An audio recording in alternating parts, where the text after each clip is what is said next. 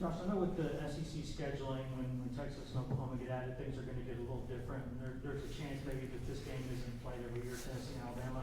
What are your thoughts on that? Do you think this game should be played every year? Man, I think this is a great rivalry, and it's important to our fan base. I'm sure it's important to their fan base too, and it's one that is special. Just it's a unique game and unique setting. So obviously, I think the leagues, with everybody that's coming in, there's a lot of factors that go into how they schedule, but certainly hope so. Reese, McCarthy.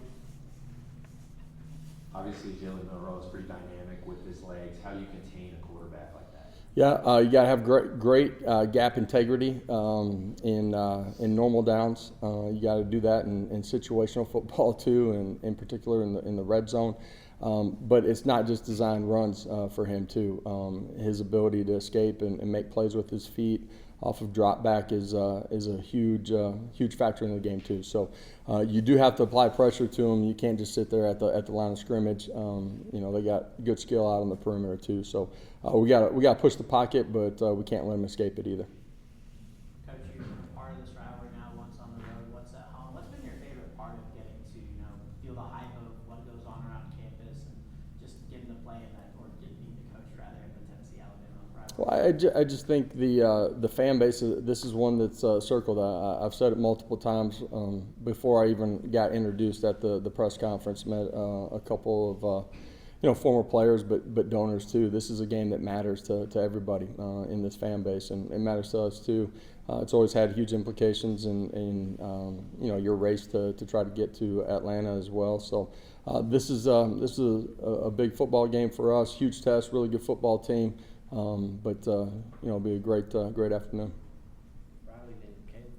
Coach, at this point in the season, is your offense the tempo, the pace where you want it to be at, or is there still another level you still want your offense to get to? For us, it's always within the scope of what we're doing. Are we operating as efficiently within the tempo as we can be? And I feel like we're doing a good job. There's always some things after every ball game that you want to continue to clean up. This football game, man, you got to win the line of scrimmage, and your personnel on the outside's got to go win one-on-ones. And that's true on both sides of the football. What are some things y'all have done in practice this week to simulate a crowd and environment, and how have you seen the team? Yeah, we've actually been doing that since our last road game in portions of practice, and again, for us, you got to settle in and do the ordinary things in this game at a really high level, and you got to do them consistently.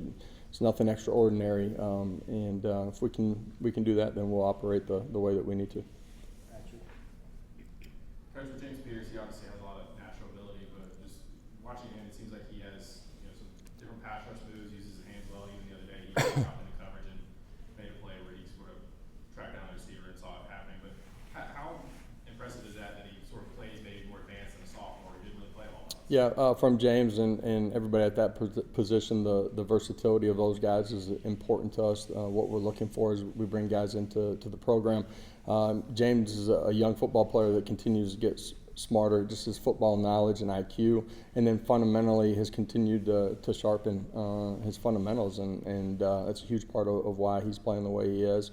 Huge credit to Coach Garner and Coach Eckler, in a short amount of time, his development.